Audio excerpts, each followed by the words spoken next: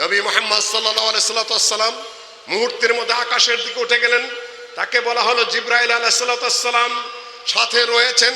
বলা হলো ফেরেশতারা দরজা খুলবো, কে আপনার সাথে? মুহাম্মদ। তাকে নিয়ে আসার জন্য কি বলা হয়েছে?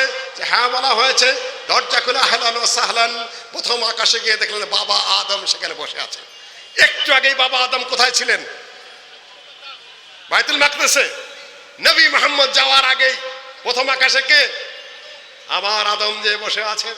দ্বিতীয় আকাশে আমার লোকজন। চতুর্থ আকাশে, পঞ্চম আকাশে, চতুর্থ আকাশে গিয়ে দেখেন ইউসুফ আলাইহিস সালাম একটু আগে যে ইক্তেদা করে গেল।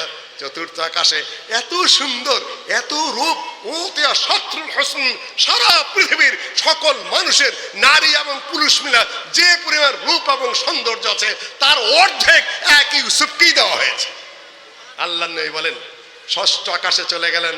মুসা আলাইহিস সালামের সাথে দেখা হলো। আজকে ইহুদিরা নিজেদেরকে মনে করে তারা মুসার উম্মত। মুসা আলাইহিস সালাম কার ইক্তেদা করে গেছেন? একটু আগে নবী মুহাম্মদের ইক্তেদা করে গেছেন। তোমাদের নবী রাসূল, আমাদের নবী রাসূল তিনি।